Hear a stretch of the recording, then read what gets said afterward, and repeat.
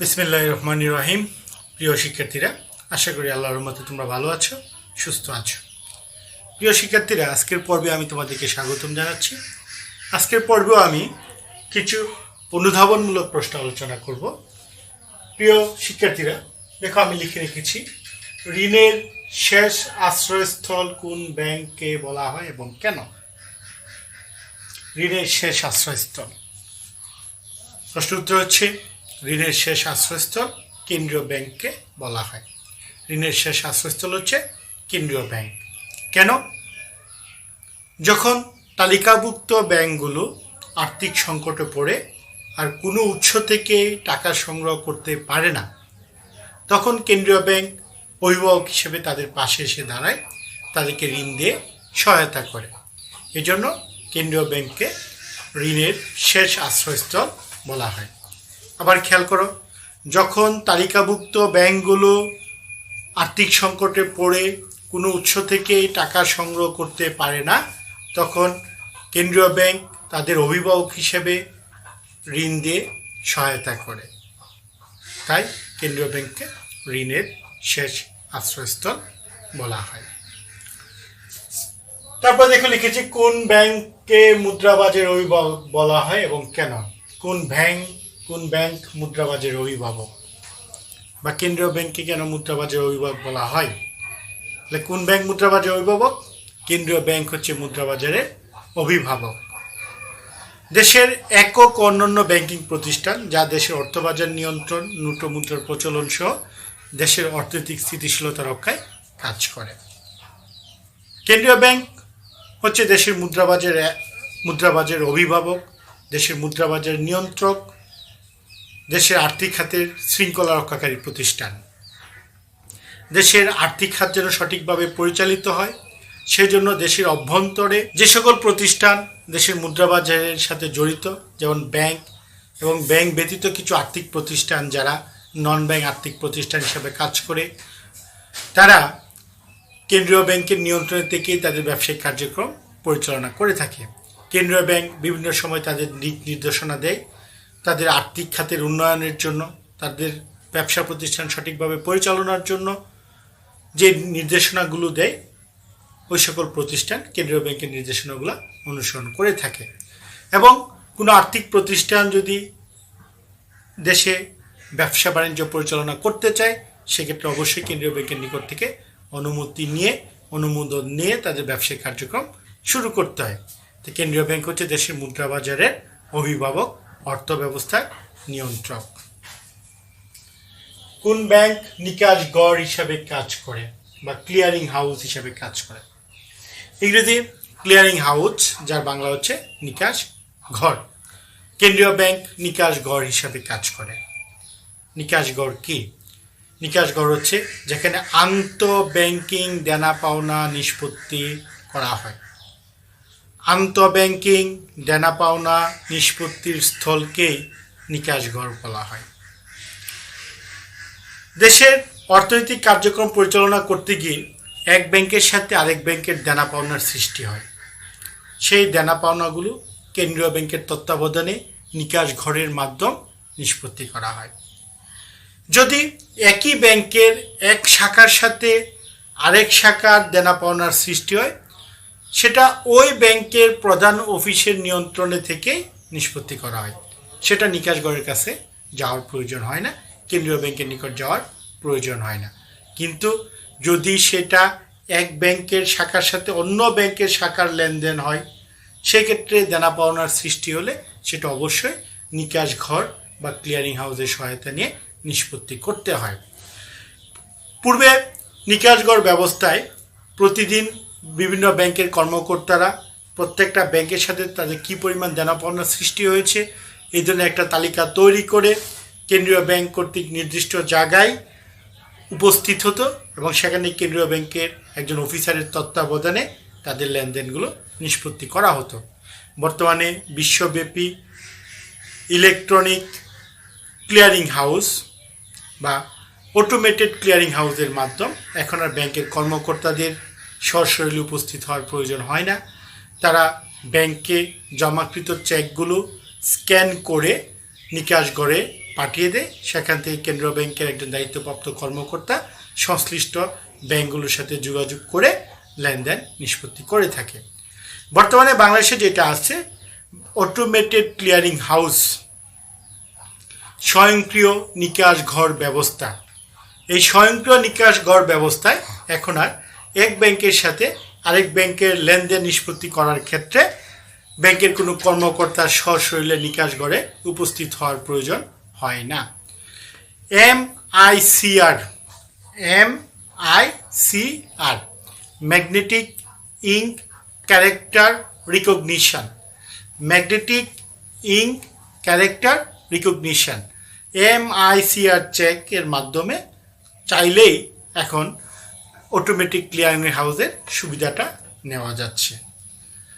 আগে যেমন একটি চেক জমা দেওয়ার পর 2 দিন বা 3 দিন সময় লেগে যেত সেই টাকাটা ক্লিয়ার করে বা সে টাকাটা সংগ্রহ করে নিয়ে আসতে, বর্তমানে সেটা আর এত দীর্ঘ সময়ের প্রয়োজন হয় না।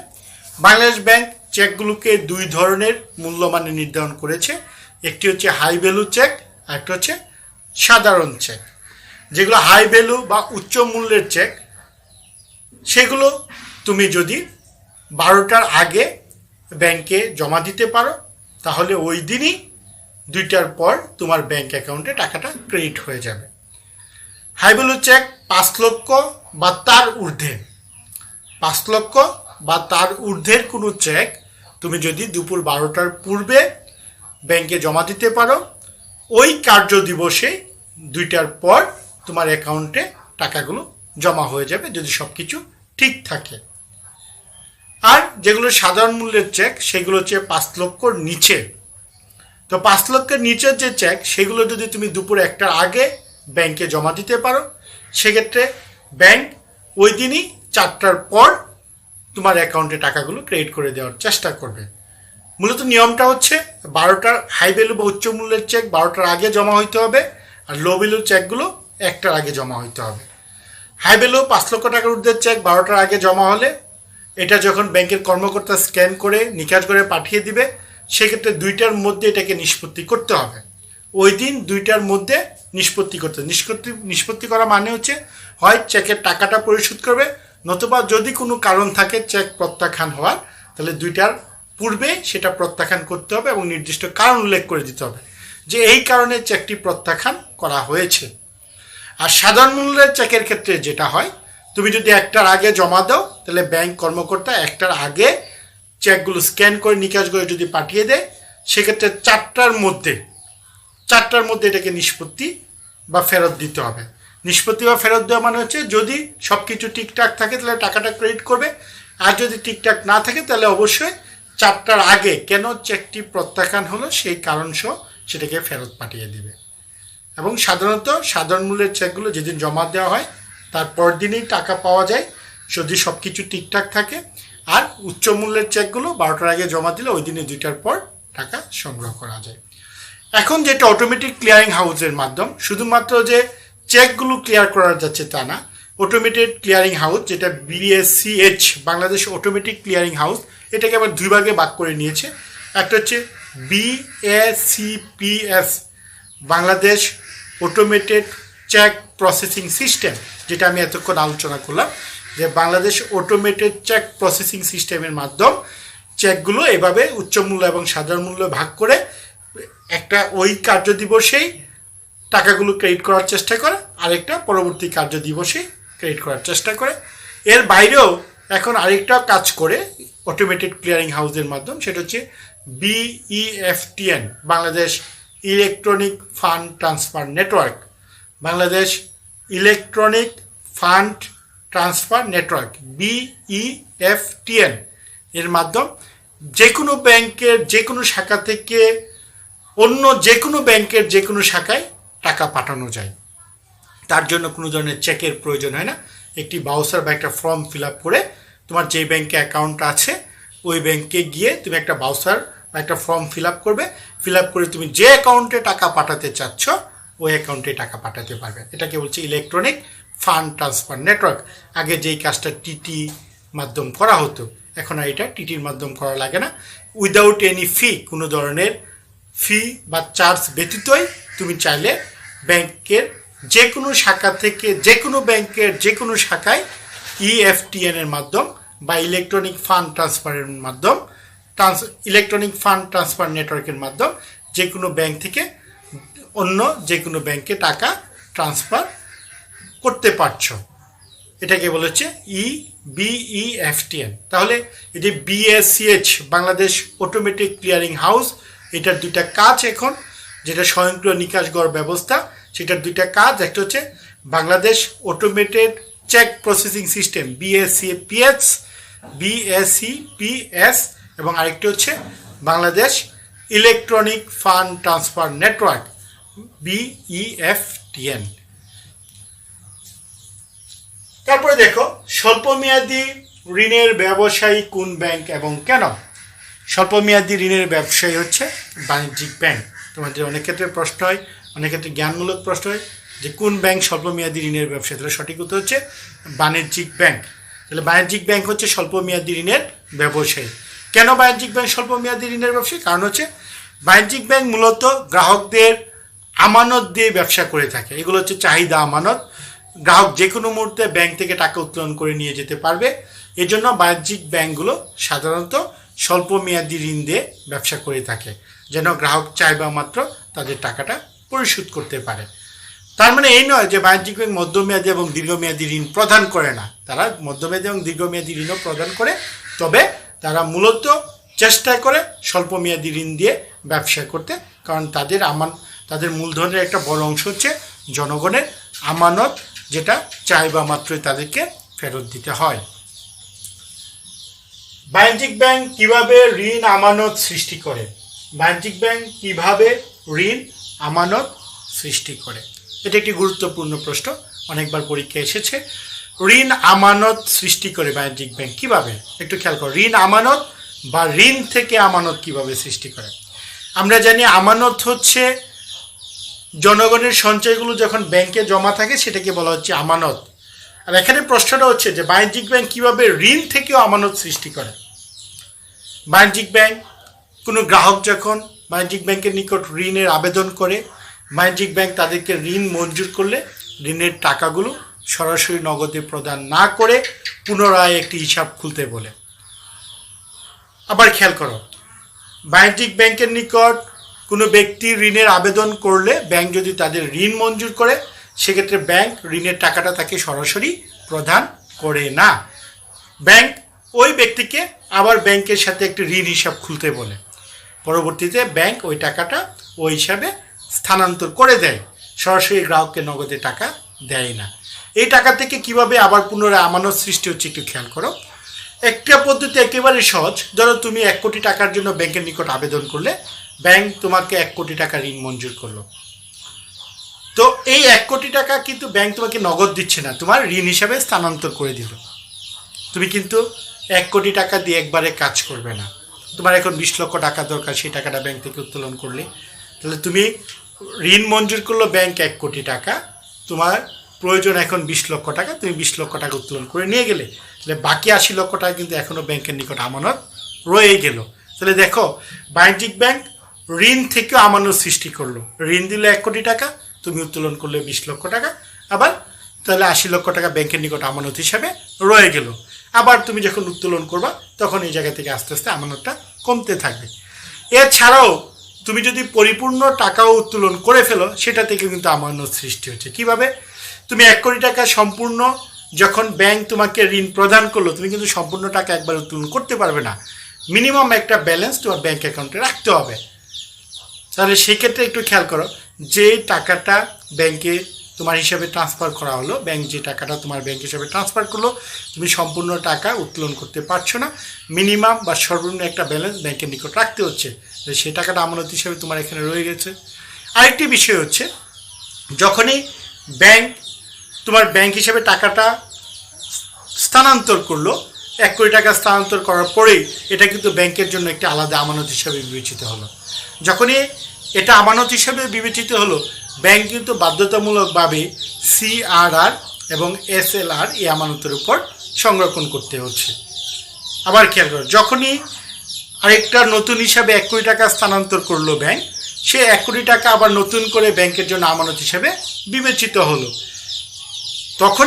যখনই সেটা আমানত হিসেবে বিবেচিত হলো, ব্যাংক কিন্তু তার উপর বাধ্যতামূলকভাবে যে সিআরআর এবং এসএলআর সংরক্ষণ করতে হয় সেই টাকাটা আলাদাভাবে সংরক্ষণ করতে, তাহলে এটা কিন্তু আমানত হিসেবে বিবেচিত হলো। এর বাইরেও ব্যাংক ঋণ ছাড়াও কিন্তু আরও বিভিন্নভাবে আমানত সৃষ্টি করতে পারে। যেমন ব্যাংক যদি কোনো সম্পত্তি ক্রয় করে, ব্যাংক কিন্তু নগদে টাকা পরিশোধ করবে না, ব্যাংক সেই টাকাটাও চেকের মাধ্যমে পরিশোধ করবে, তো সেটাও কিন্তু পরবর্তীতে আবার ব্যাংকের হিসাবেই জমা হয়ে গেল। কোনো বিল বাট্টা করলে বা ক্রয় করলে সেক্ষেত্রে কিন্তু ব্যাংক কখনো নগদে টাকা পরিশোধ করে না, সেই টাকাটাও ব্যাংকের আমানত হিসাবে আবার পুনরায় জমা হয়ে যায়, সেটা চেকের মাধ্যমে ক্রয় করা হয়। তো তোমরা মনে রাখবা সাধারণত যে ব্যাংক কীভাবে ঋণ আমানত সৃষ্টি করে, শুধু এতটুকুই বলবা যে অভিনব পন্থায় বাণিজ্যিক ব্যাংকগুলো ঋণের টাকা নগদে না দিয়ে আলাদা ঋণ হিসাব খুলে স্থানান্তরপূর্বক পুনরায় আমানত সৃষ্টি করে, তাকেই ঋণ আমানত সৃষ্টি বলে। প্রিয় শিক্ষার্থীরা, অনলাইন ক্লাসের এটা একটি বাধ্যবাধকতা যে চাইলেও সব কিছু বিস্তারিত আলোচনা করা যায় না। তো তোমরা আবার খেয়াল রাখো যে ঋণ আমানত কিভাবে সৃষ্টি করে, যে অভিনব পন্থায় বাণিজ্যিক ব্যাংকগুলো ঋণের টাকা নগদে পরিশোধ না করে আলাদা ঋণ হিসাব খুলে সেটাতে স্থানান্তরপূর্বক পুনরায় আমানত সৃষ্টি করে, তাকে বাণিজ্যিক ব্যাংকের ঋণ আমানত সৃষ্টি বলে। ব্যাংক কিভাবে কর্মসংস্থানের সুযোগ সৃষ্টি করে? ব্যাংক একটি বৃহদায়তন প্রতিষ্ঠান, সেখানে অনেক লোক চাকরি করে কাজ করে, তাদের কর্মসংস্থানের সুযোগ সৃষ্টি হয়। পাশাপাশি ব্যাংক থেকে ঋণ নিয়ে যখন বিভিন্ন শিল্প প্রতিষ্ঠান তৈরি করা হয়, বিভিন্ন শিল্প প্রতিষ্ঠান গঠন করা হয়, সেক্ষেত্রেও কিন্তু অনেক লোকের কাজের সুযোগ সৃষ্টি হয় বা কর্মসংস্থানের সুযোগ সৃষ্টি হয়। ব্যাংক কিভাবে জীবনযাত্রার মান উন্নয়ন করে? প্রিয় শিক্ষার্থীরা, বাণিজ্যিক ব্যাংক ব্যবসা বাণিজ্যে ঋণ দান এবং বিনিয়োগের মাধ্যম উৎপাদনের চাকাকে সচল রাখে, এতে জাতীয় উৎপাদন বৃদ্ধি পায় এবং জাতীয় আয়ও বৃদ্ধি পায়। এছাড়াও কর্মসংস্থানের সুযোগ সৃষ্টির মাধ্যমে মানুষের ব্যক্তিগত আয় বৃদ্ধি পায়, এতে ব্যবসা বাণিজ্য প্রসার লাভ করে। তাছাড়াও ভোগ্যপণ্য ক্রয়ের জন্য ব্যাংক যে ঋণ প্রদান করে, এর মাধ্যমে কিন্তু মানুষের জীবনযাত্রার উন্নয়ন ঘটে। তুমি 30 লক্ষ টাকা একত্রিত করে তোমার পক্ষে একটি গাড়ি ক্রয় করা সম্ভব হচ্ছে না, কিন্তু বাণিজ্যিক ব্যাংক ঋণ প্রদানের মাধ্যম তোমাকে কিন্তু একটি গাড়ি ক্রয় করার সুযোগ করে দিচ্ছে। সেক্ষেত্রে তুমি যদি 5 লক্ষ টাকা ম্যানেজ করতে পারো এবং বাকি টাকাগুলো কিস্তিতে পরিশোধ করতে পারো, ব্যাংক তোমাকে একটা গাড়ির ব্যবস্থা করে দেবে।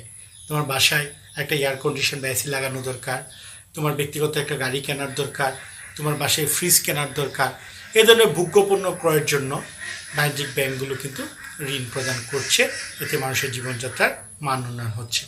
এছাড়াও বাণিজ্যিক ব্যাংকের বিভিন্ন পণ্য বা সেবা, যেমন debit card, credit card, POS, এগুলোর মাধ্যম তুমি লেনদেন করে কিন্তু সহজ এবং সাবলীলভাবে তুমি বিনিময়ের মাধ্যমগুলো সৃষ্টি করতে পারছো।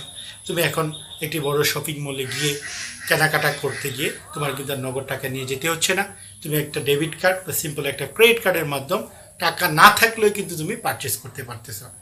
ডেবিট কার্ডের ক্ষেত্রে তোমার যেমন টাকা থাকার বাধ্যবাধকতা আছে, ক্রেডিট কার্ড কিন্তু টাকা থাকার বাধ্যবাধকতা নাই। তোমার কাছে টাকা নাই, তারপরে ব্যাংক একটা ক্রেডিট কার্ডের মাধ্যম তোমাকে পণ্য বা সেবা ক্রয় করার একটা সুযোগ সৃষ্টি করে দিচ্ছে, এতেও কিন্তু তোমার জীবনযাত্রার মান উন্নয়ন হচ্ছে। প্রিয় শিক্ষার্থীরা, বর্তমান সময়ে ব্যাংক ব্যতীত আসলে আমাদের আর্থিক কর্মকাণ্ড একেবারে কল্পনাই করা যাবে না। আর্থিক কর্মকাণ্ড পরিচালনার ক্ষেত্রে ব্যাংকের ভূমিকা অপরিসীম। তো ব্যাংক ব্যতীত দেশে আর্থিক ব্যবস্থা তথা পুরো বিশ্বেরই আর্থিক ব্যবস্থা বর্তমানে অচল। সো এই আর্থিক বা অর্থনীতির চালিকা শক্তি হিসাবে বা অর্থনীতির জীবনাশক্তি হিসাবে ব্যাংকের ভূমিকা অপরিহার্য। প্রিয় শিক্ষার্থীরা, তোমরা তোমাদের পাঠ্য বই থেকে এই বিষয়গুলো আরও ভালো করে দেখবে। তোমরা ভালো থেকো, সুস্থ থেকো। আল্লাহ হাফেজ।